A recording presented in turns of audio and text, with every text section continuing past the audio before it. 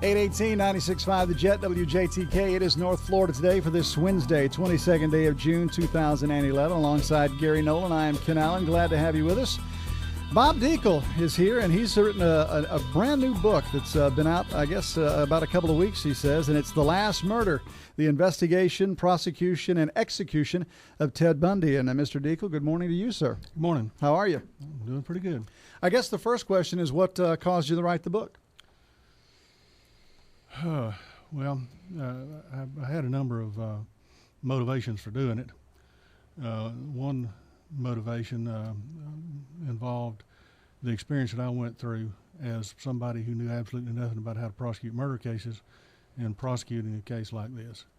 And in a number of instances, we wound up reinventing the wheel, so to speak, in trying to get the case put together. So hopefully this can be a guide to some other inexperienced prosecutor somewhere confronting a case like this to hopefully help them through some of the rough spots.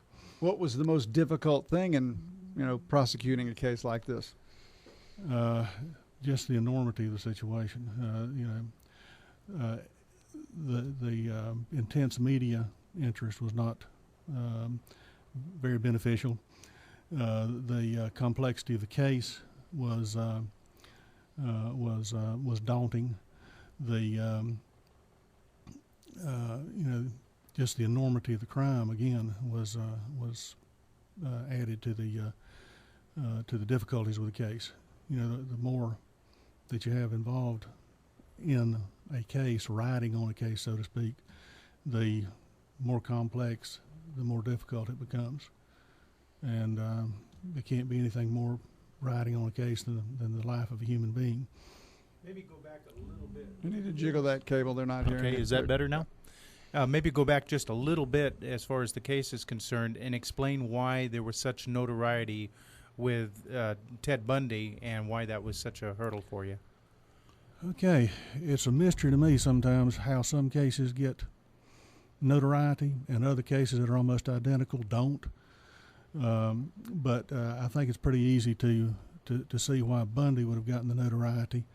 Number one, he was handsome. Okay, number two, he was of above average intelligence, which, in the criminal world makes him a genius.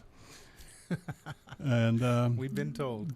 And he was a law student, and he picked on victims that were the type of victim that would generate a tremendous amount of emotion, sympathy, empathy for the victim. For example, Jack the Ripper killed prostitutes. Okay, that is not a victim that a lot of people would feel a tremendous amount of sympathy for. Right. Bundy killed young women who weren't doing anything other than just trying to live their lives and not doing anything wrong at all.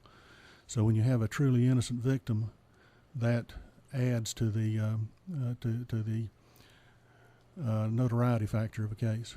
If he was so smart, why would he do that, though? I mean, if he could just wanted to kill, why didn't he kill prostitutes or people that wouldn't, be missed or would make it, seem that he would be sought? Well,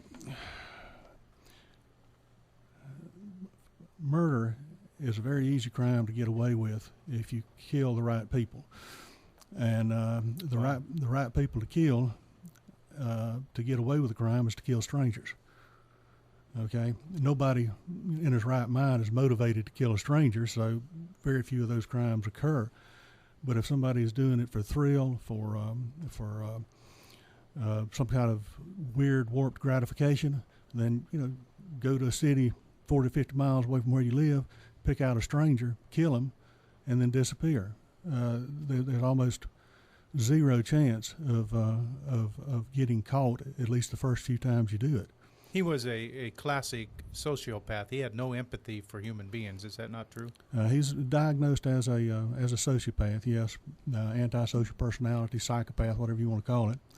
And that is one of the hallmarks of a sociopathic personality is lack of empathy for other human beings.